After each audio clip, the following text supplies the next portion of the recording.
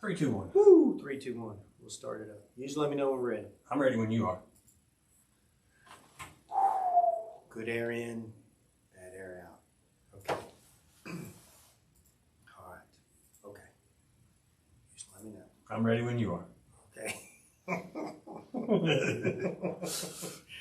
I hope everybody's doing well. Gosh, what is today? Wait, today is it just says today. Well, if I subtract 7, yeah, if I subtract 7 off 19, that'd be about 12. Usually about 12. But here's where we pay Back to the Future again. So me and JP. So I'm filming ahead because I'm going to be at the Mid-South Meter School. This is, back 8 years ago, that's the first one I ever went to, was Mid-South Meter School. Been to a lot of them since then, all over the country. And that's my very first one. It's our home meter school.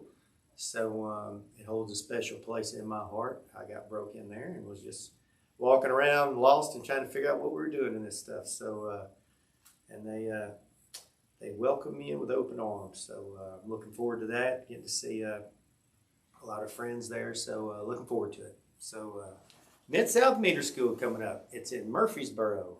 So we rotate between Murfreesboro and Gatlinburg. So this will be Murfreesboro this year. So looking forward, we'll have one of the benches there. The star is behind me. That's who will be there. We'll have a bench there. If you want to get any free training, it's that first week in May. If you want to get, like I said, any free training, we'll have it in a room there so you can get free training if you want to come by.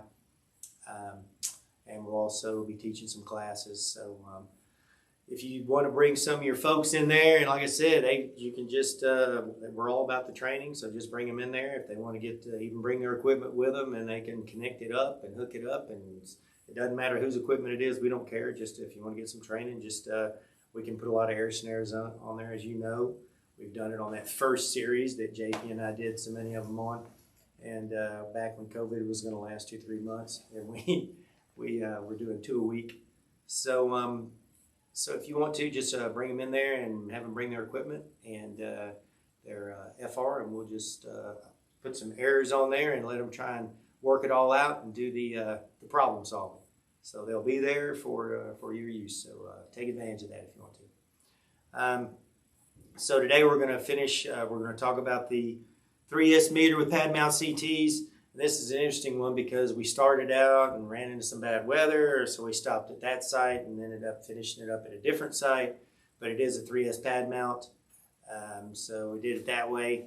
We've got 2 voltages and 1 current, and we'll talk about what's interesting about that, different ways that you can connect up. It's always about the connections, really.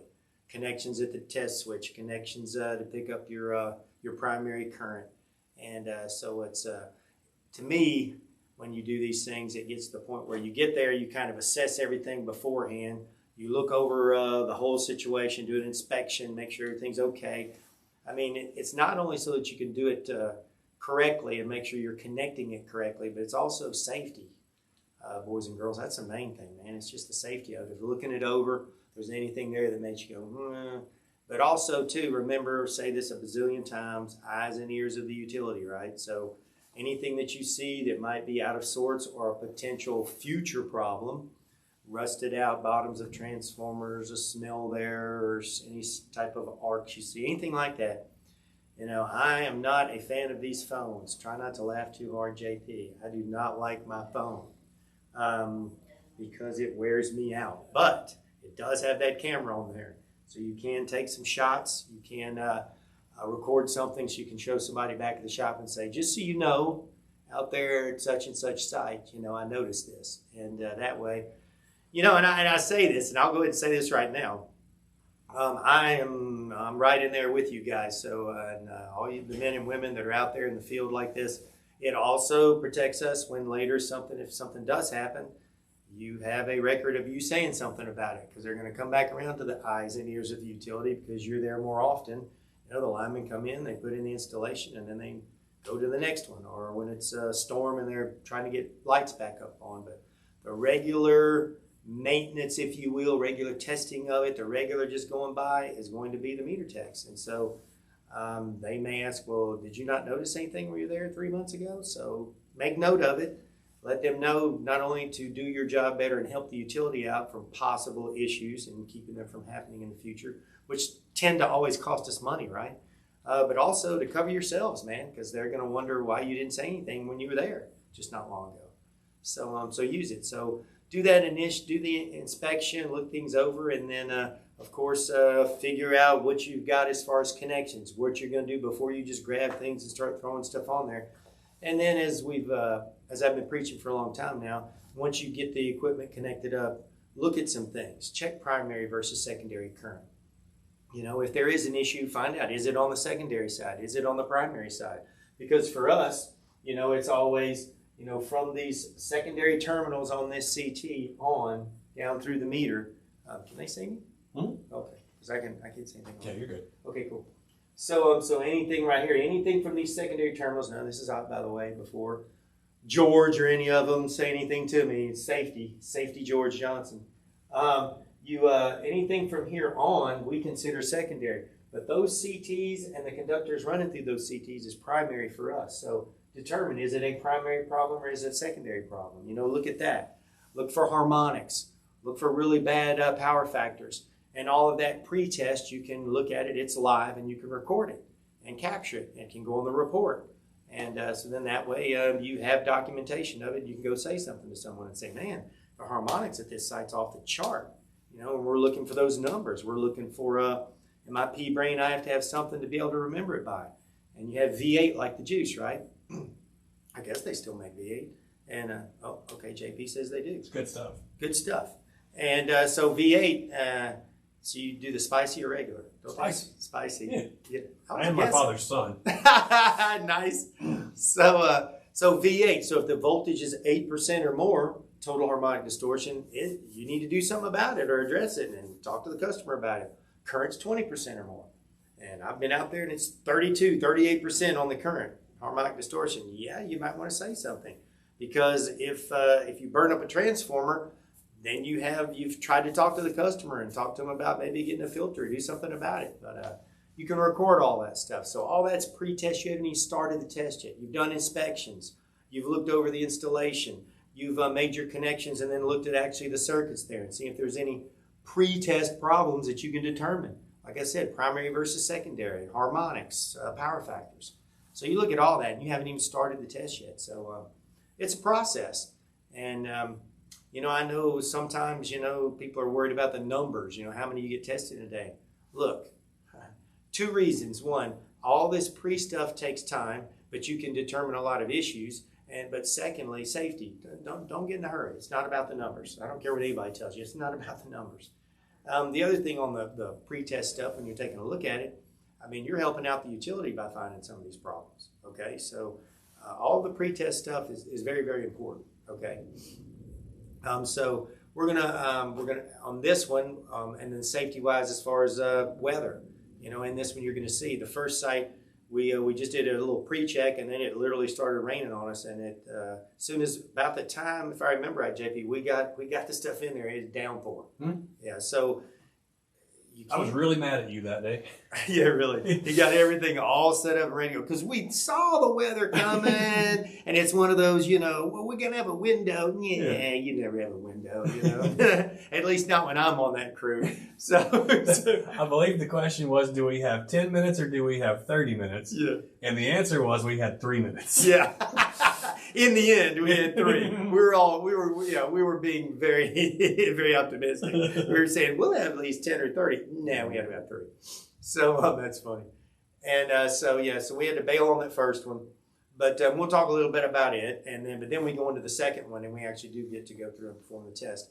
But again, this is a 3S. You know, so you got 2 voltages, 1 current, and you're running 2 of the conductors through the 1 CT, and so you'll see all that here in a minute. So we'll go ahead and let me talk about, before I pray here, let me see. We got upcoming, we have on April 19th, we will have part 2 of this, and then we'll finish up this 3S site. Then on April 26th, I'll have Kent Lowry and Martin Hyatt will both be in here. Kent covers central United States. Martin covers the western third of the United States.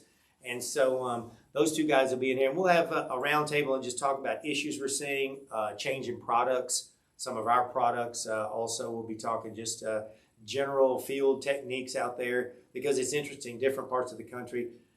They do things differently. I know Martin out there out west, he has a different type of tests he runs into out there. And Kent has some, I have some. So just in methods of testing and things that they look at and issues that they have had, out there in the field. So we'll be talking about that. Then May and June, we have our summer break. And so we'll get some more stuff filmed. JP and I are going to go on another sojourn for a couple of weeks and get some more stuff in the can. And then we will come back in July and we'll go back doing what we've been doing. So the agenda will be safety practices, dealing with people, dealing with rain, dealing with the insects. Yeah, we ran into those again on this one. As I said, site inspection and those connection tips. Okay, so we'll go over all this. As I said, we start out on the one, and then we start getting the rain coming, so we change to a different site. And it's a beautiful day on the second one. So without further ado, sorry. Right? That's what I was going to say. I'm sorry. No, you're good, man. The fact that you always ask me I think that is so cool. Okay, so we'll go ahead and pray. And I guess I will say, when you're going to be seeing this, that will be, that's the Good Friday, right? Is that right? I believe so. Yeah, this will air on the 12th. Yeah, I think that's right. Yeah, that's Good Friday. So these next ones that I'm putting in the can, it'll be as a Christian, this is big time, right? So we will go ahead and pray. And so I'm going to go ahead, like I say, do the old time travel thing, and I'll be praying about Easter and what Jesus did on the cross. So let's go ahead and pray.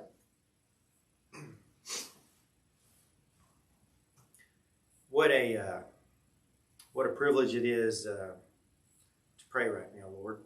And we know that this privilege came at a very high cost, and your Son had to die on that cross. I love that it has been so secularly, historically recorded what happened. It's even been recorded in a lot of secular history books from ancient historians of the eclipse. They recorded as an eclipse, as an earthquake that happened, and even the hour and the day. So, Father, we know this is all real. It is historical. It is factual of what happened. And Father, it was an incredible thing that your Son did, that you did for this plan of salvation, that with him dying on that cross and taking all the sins of the world and drinking of that cup of wrath, because you are a pure and just God, and so you hate sin. And so he had to take all that upon himself, and for that time had to have separation from you. And it was heartbreaking to him, to the point of even sweating blood. And that is a medical phenomenon. It's a much larger and longer word than I remember right now, but I do know that you actually went through what you went through, and just so that I could even pray right now, and more importantly, the regenerative process of being saved could happen. And it's just amazing to think, Father, that this was all done for a wretch like me, because I am definitely a sinner. I'm messed up like a football bat, and to think that you would do that for me is just incredible. And so I can't thank you enough. All I can do is praise you and worship you, and hopefully be appreciative every single day of what I've been given. And I like to lift up this country. We see so many things going on right now that seem to be out of your will. So, Father, I just lift this country up, lift up the folks in Ukraine, that horrible stuff that's going on over there.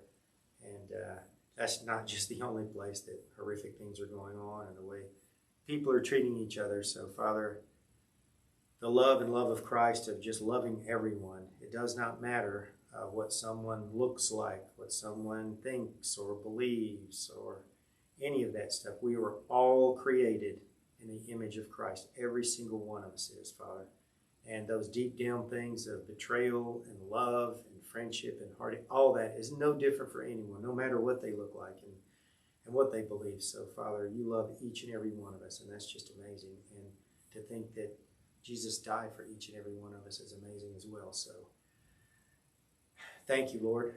We give you all the praise and all the glory and all the worship for everything. Your grace and your mercy is just incredible. So, thank you, thank you, thank you, and thank you for this time today, for us to hopefully, if there's anything we can say or do that will keep someone from getting hurt or worse out there, please let it come to our remembrance and let us talk about it today. So thank you again for what Jesus did, and all of these things I ask and say, according to the will of the one who paid it all, my precious brother, Jesus Christ. Amen. Cool. Get the lid back on. It's kind of wild. We were looking earlier, JP and I, we do a quick look over at this. I have the same hat on that I have in the first part of this. So that was not planned. I didn't know. I hadn't seen it. So we're going to go ahead and get started. This is the first one where we have the weather. We'll talk about a few things here, and then we'll get into the site where we actually do the testing.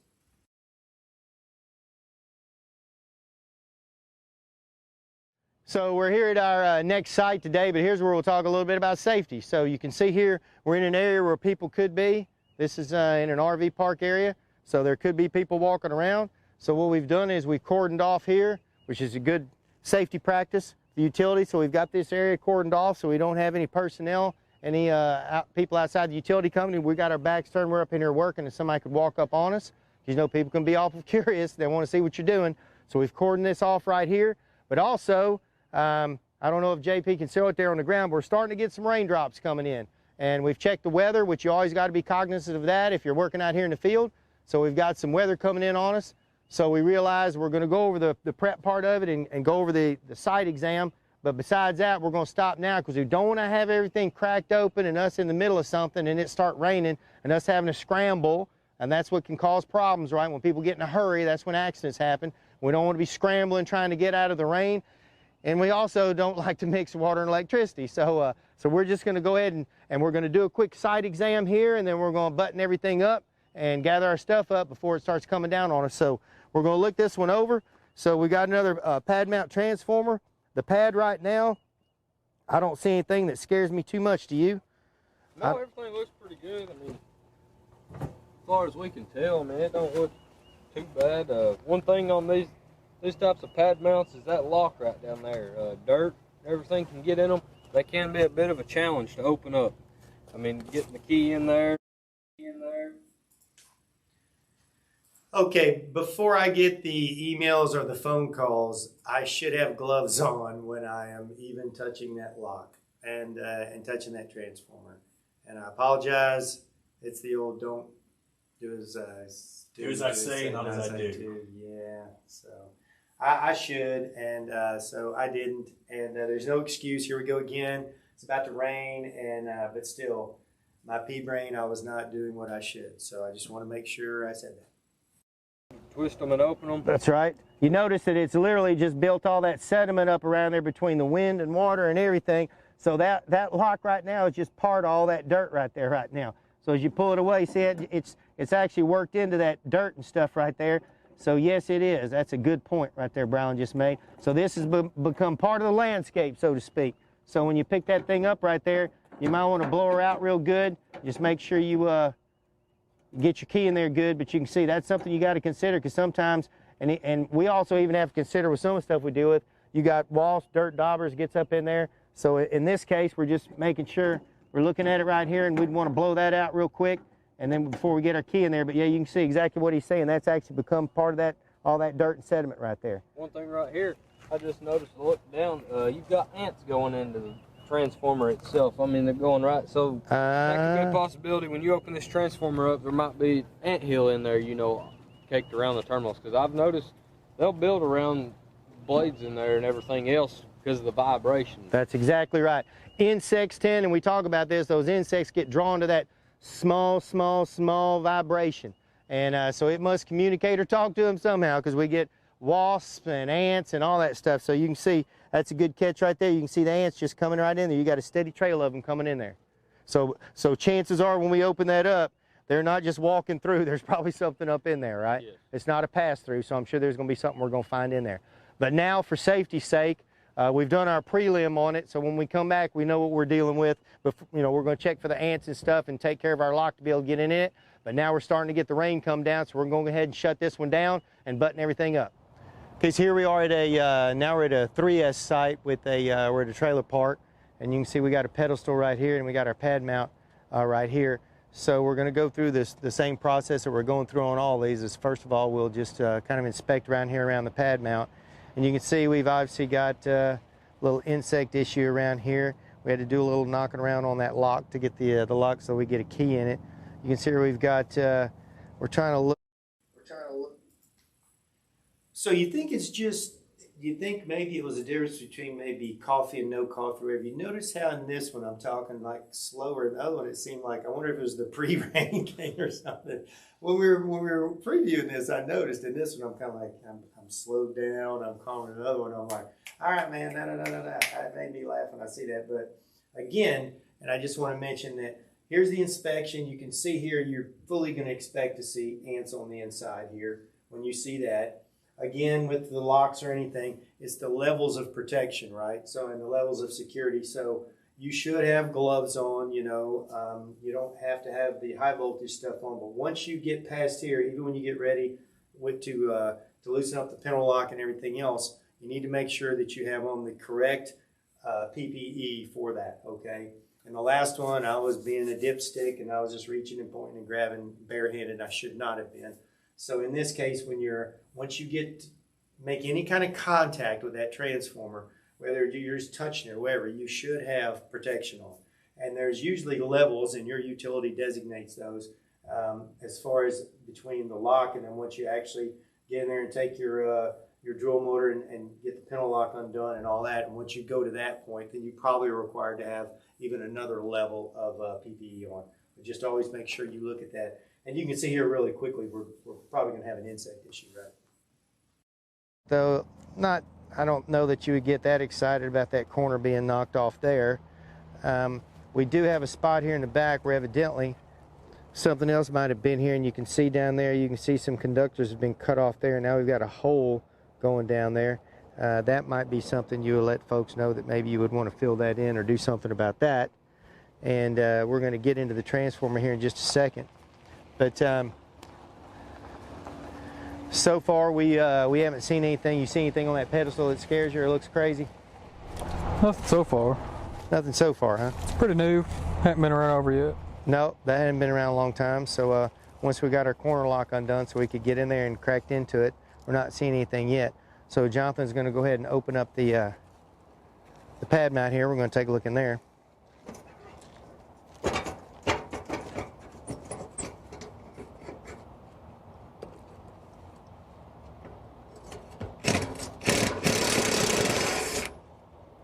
So first, as we've been noticing here and we've been pointing out, you've got primary and secondary security.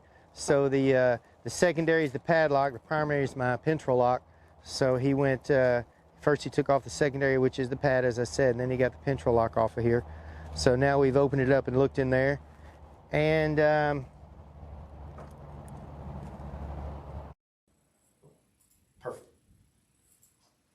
So you'll notice right here too, as you're looking in here, you can see obviously we've got a lot of stuff going on in there, dirt and other things. But notice right here on this the CT, remember we got we're measuring. This is a 3S, so we've got just the one CT on here. But notice it's a dual. I've got the 2 and I've got the /400. It can be a 200 or a 400 right here. Okay. So once you do the test, of course, it'll give you the nameplate ratio off of the measured ratio. So when it measures the ratio, it'll say if it's close to, right there, very close to 200, it's going to say nameplate 200 to 5. If it measures close to 400, it'll tell you it's 400 to 5. But what the machine does is there's a span there around that 400, around that 200. That if the ratio is plus or minus a percentage close to that, then it determines that that's what the nameplate ratio is. So in this case, we'll wait to see how the test comes up, and it'll tell us how they've wired it. It is the wires that you connect here on here coming off there that where you tap it will determine whether it is, you got X1, X2, and X3. And off of those taps, you determine whether it's going to be a 200 to 5 or a 400 to 5. We do have got some stuff, some trash down in there. Somebody obviously finished a snack, looks like, and tossed their bag up in there. We'll get that out of there before we leave. But don't see anything right now. We don't smell anything, don't see anything so far that looks out of the ordinary, do you, Jonathan? No. And then, like I said, somebody snacked, a little bit of extra dirt. Yeah, it's not as clean as we would like it. It's kind of dirty there, but that's consistent with what we see on the outside. And that could be, obviously, you can see water. We've had some water level here, so it's left the sediment behind. Don't see anything on the bushings. Don't see any arcing anywhere or any problems with any of the bushings there. Let's see. Looks like it's, according to the label, 400, right? 2 or 4. Yep. So it's 2 or 4. We'll find out here in a minute what we've got. Don't see anything right now that looks too crazy. So it looks like we can go ahead and. You see that? Okay, I just saw this on the, while we're just now looking at this. I don't know if you guys noticed that or not, but you see that right there? On my green wire right there, it looks, doesn't that look like a black spot? Looks like a black spot to me. Okay, well, I just now saw this while we're just, literally just now saw it. That was something that I guess maybe we missed. Here you go, a really bright day, just the opposite of what we were dealing with on the first time, about to rain, but that looks like that might be a spot to me on there. Maybe, I don't know if we just missed it or it's just a smudge of something, but just looking right now, that's the sort of thing you look for also, any sort of burnt or arc spot on any of these wires. But right now, that would be something, just looking now at the video, that's something I'm looking at right there. So that's the sort of stuff we're looking for. We're looking for any arcing, we're looking smelling, see if we can smell any kind of the the transformer oil. Any of that sort of stuff is what we're looking for. Any sort of arcs, anything that just stands out to us. Also, and this is going to come up here a little later, but while we're standing here looking at it, we can talk about it. You can see these 2 conductors running through here, right? Because I've got A and B phases are running through here. We've talked about it before on vertical CTs. They're up and down.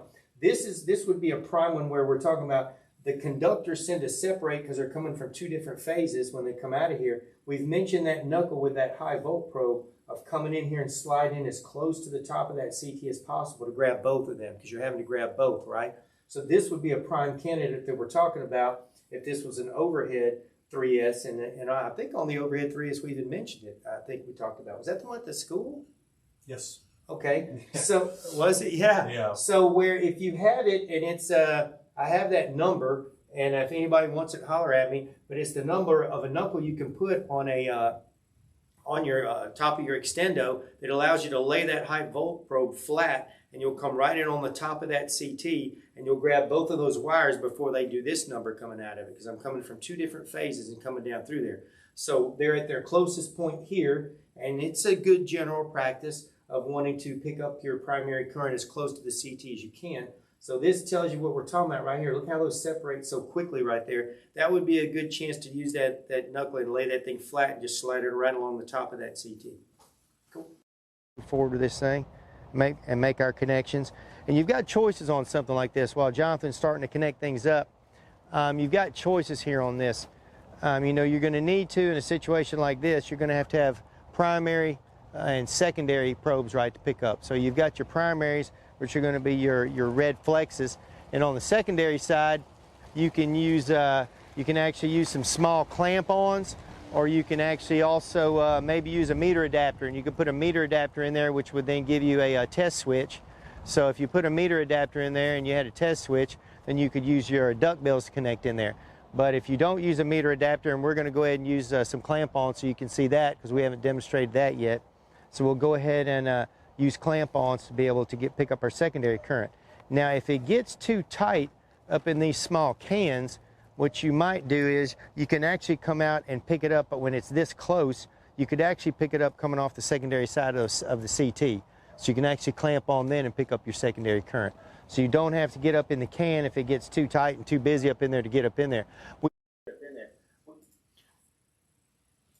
That thing that I mentioned on here where you're talking about getting on the secondary side of the CT, sometimes you'll actually have the CTs are so far away from the meter that you just want to do just a CT test. You can use the red flexes for your primary and going through there, but then you can also pick up with some clamp-ons and pick up on those secondaries and just compare your primary and secondary current. That's what the ratio is, right? So you're comparing primary and secondary and getting a ratio. So we have some folks that actually do that when there is such, like I said, when it's such a separation, when they have like the vaults where they have the CTs way over in the vaults in the buildings, the meters are way outside the building. It's a distance issue.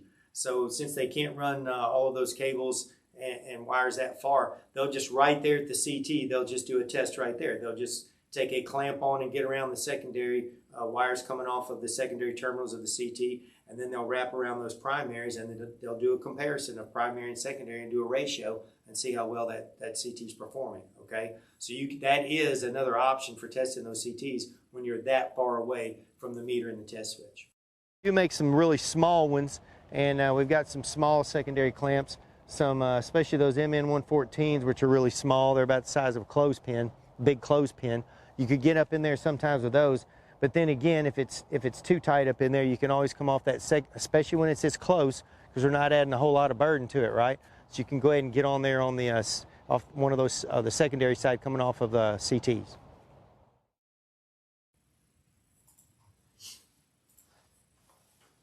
Cool. So we went through the preparation of it, and now Jonathan's going to make all the connections there. You'll see he's having to.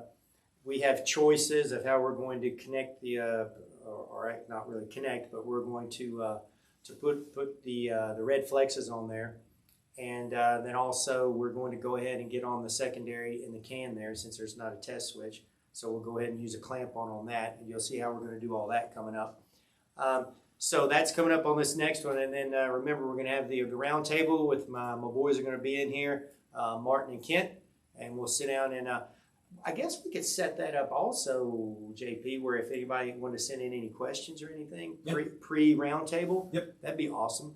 So we'll do that. So JP will send some questions out, or send out a deal saying, hey, if you have any questions, send them in, and we'll address those questions, any sort of testing, application questions of connections, or just anything you want to send in, and we'll address those at the round table 2 weeks from that way.